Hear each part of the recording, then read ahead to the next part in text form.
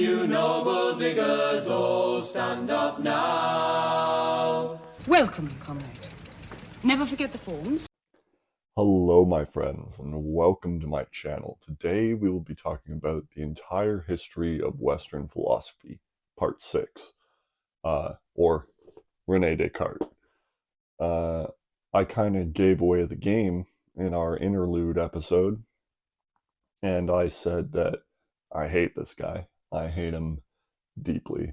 I am also now seeing the wisdom of the professors who taught me, and I'm sure they didn't know why it was wise, but that the wisdom is there, and that you shouldn't show your students which you prefer, who you prefer, before you start teaching, because how else can you keep their attention?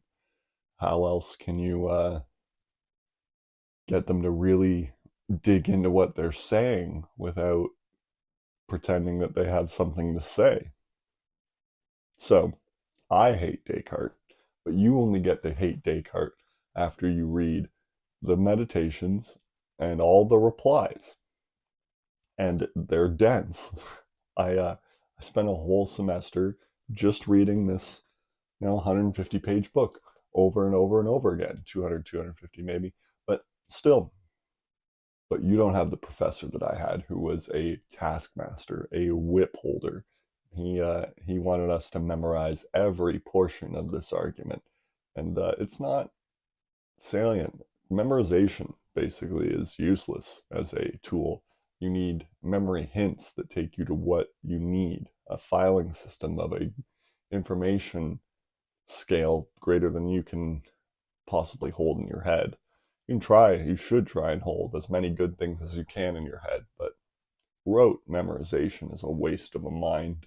We were talking about in the last episode, not the interlude, but the last episode, about how this is all material, about how everything is determined, fate. And we're making that case, and because we're making that case, we need to tell the debate, the occurrence of the debate, like a story. The debate itself will lead to where we want it to go. It will end up as materialism is correct. But when you see it through the lens of history, it becomes more farcical and less serious to engage with these idealists. They were the court thinkers, the greatest thinkers that the rich had to offer, revolutionaries, to try and prevent a revolution of the mind. But yeah, we were saying that Rome, the population of Rome during the early 200s was almost 2 million people, probably. Basically unheard of anywhere else on Earth, with maybe an exception in Ctesiphon, modern Baghdad, or China. There's probably a few places in China. I won't try any names. But that this is an order of civilization organization greater than what came after it in the Dark Ages, which we argued was the Dark Ages. 2 million people in Rome, and by 600, 700, 800 AD, it's like 60,000. It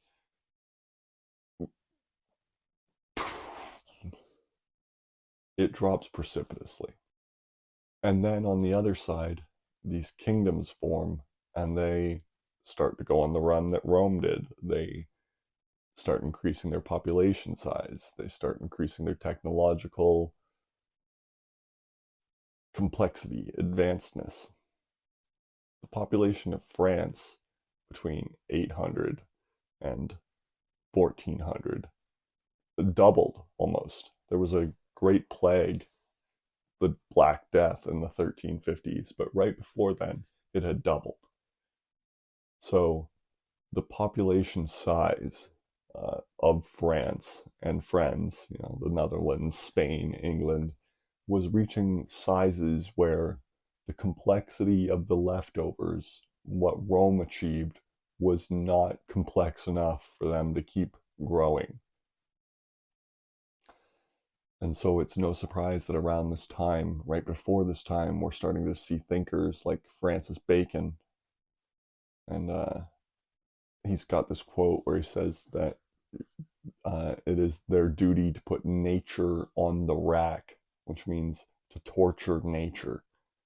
And that's what science does. It tortures the information out of it. It meticulously, torturously takes down precise details so as to make prediction easier. And so the whole world is tending towards materialism just because of the competition in Western Europe, because of what Foucault calls the biopolitic, that there is death pushing this on, war. However, every kingdom in Western Europe at that time are the inheritors, the descendants of the Romans, the Neoplatonists, the rich people from there. They're Christian. They believe that they have free will. They believe they're making choices in their day-to-day. And they have to believe it. If they stop believing it, you lose your place, your position in the hierarchy. And so there is this constant thrum of thinkers trying to push this idealism that we're mocking, that we're saying is wrong, that we're saying is holding us back, that we're saying has produced effects like Donald Trump. Men are material. But anyways, as society tends quickly, more and more quickly, towards materialism, towards science, towards empiricism, there is the beginnings of a need, a necessity within the noble class to find a defense, a philosophical, a argumentation defense from these autistics who they need to further their own power, like scientists, but without granting them power over themselves. And to do that, they have to defend the old system. And so new idealist thinkers come out, idealists who are not Neoplatonists, who are thinking in their own terms. And this is the back door that allows the materialists to enter the building and ransack the place, because they shouldn't have engaged if they really wanted to maintain power. They should have known they were wrong, and that they were arguing perfidiously so that they could continue to oppress and extract. But now we have this Descartes, and we're going to talk now. Descartes is trying to prove that rationality, that the mind is in control. So he starts with what can he know? Shocking, I know, because that is the point of this whole course. Socrates is know that you know nothing. There's a commenter that says, isn't that contradictory? Yes, it is. It's supposed to be. It's tension. It's supposed to keep you pushing forward. The only thing that you know for certain is that you don't know anything. And so when you start to be certain about things is the time that you should start doubting them again. Certitude is the enemy of action. In the first meditation, the reasons are set out why we can doubt of all things, especially material things. That is, as long as we have no foundations for the sciences other than those we have had up to now. He reopens this idea of forms again, but in a different manner. This is the question that he uses to do it. What is the essential of a wax candle? What is essential to the wax candle? How would you describe it? How would you define it to another person? The wax is solid, long, burns for a while, but what happens when you burn it? It becomes clear, it becomes liquid. In fact, every part, it becomes pungent. Every part of its physical makeup becomes different. And so the senses lie to us, is what he says. That the senses cannot be trusted for anything. And so what he does is he doubts. He doubts everything. He doubts reality. He doubts everything. And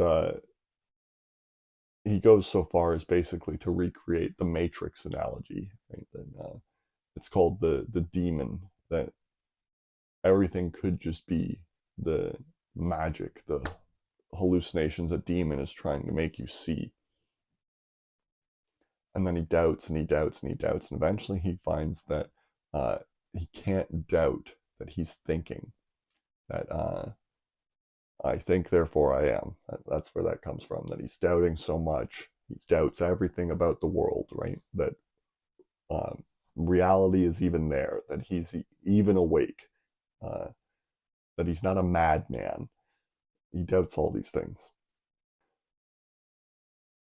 But then he turns around and he builds a church on it, much like the Neoplatonists. He uses God's definition, to prove that any demon who has the power to do what God does would be good, and then could not be doing wicked things, so that he could therefore be certain that what he sees is trustworthy. Eventually he builds up a thought pattern that allows the Christian ethos, the Neoplatonist thought pattern, to continue to operate as the commanders-in-chief, the CEOs, the leaders of this new system: capitalism, markets, democracy, springing up in Holland at that time. This new system mimicked or staged great tests for its aristocrats, that staged the whole thing as though it was a test of their personal will, as though the system itself didn't preclude or decide the outcomes. The example that I think of often in this time is the execution of Admiral Byng. And he was a British admiral who didn't take the fight to the enemy, and so they had him shot over it. Can you imagine them shooting an admiral or a general nowadays? When's the last time that happened? Their own guy too, not someone for war crimes on the other side. Their own guy for not being man enough.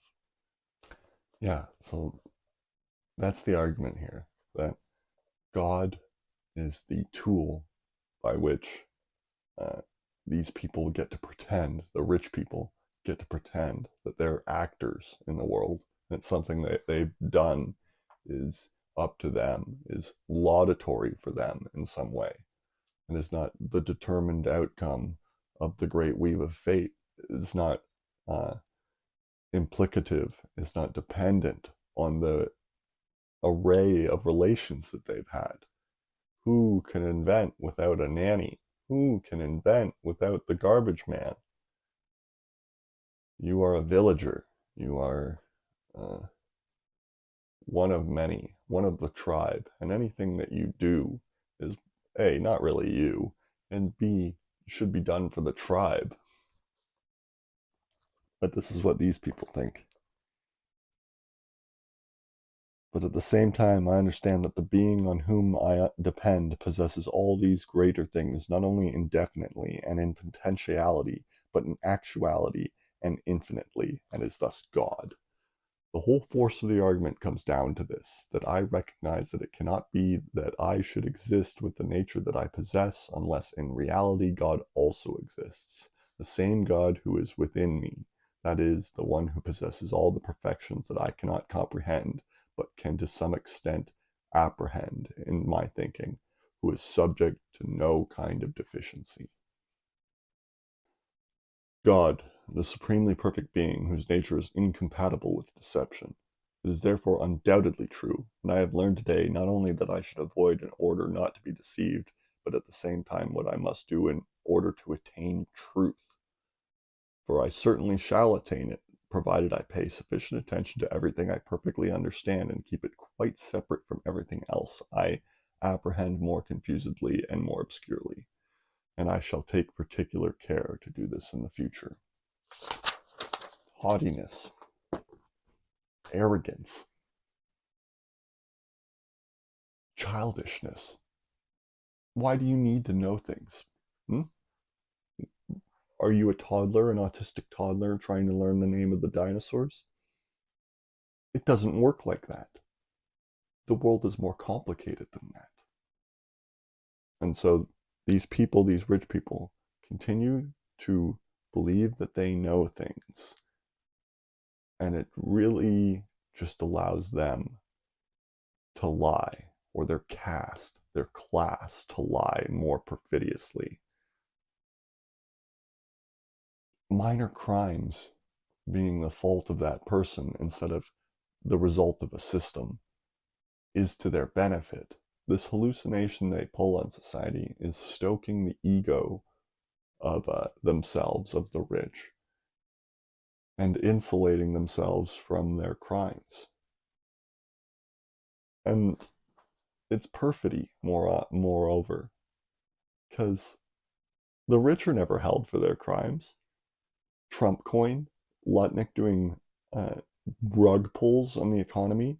There are no crimes anymore. And this is the second time we've done this in a Roman Empire, because crimes were imaginary the last time too. That once power ascends to certain levels, it all becomes kind of secondary. And then it was biopolitic and the competition of states that kept people honest. And that once one state is so hegemonic above others that it acts with flippancy, with stupidity.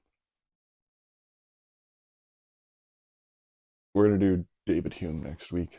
This was a little scattered, but I'm trying to get many points across. What you need to remember is that René Descartes is an arrogant French nobleman who decides that he's going to reformulate all of philosophy so that you can be certain about things and build your truth, build a church on it, and fails miserably, and fails so completely, so spectacularly that we get ideologies that transformed peasant economies into spacefaring economies in one generation, in 30 years. Thank you. Have a nice day. Hello, you've made it to the end of the video. Thank you. This channel has one mission: to prevent civilizational collapse associated with climate change, to prevent 100 million refugees by 2035, to stop 7 billion from starving to death by 2075. And we will do this through one main vehicle. We mean to unite the Anglosphere. We will do this by convincing the Commonwealth of His Majesty King Charles III to apply for statehood as one. And then with this new power, we will be able to negotiate in good faith with the rest of the world on how to tackle this crisis. Thank you and enjoy.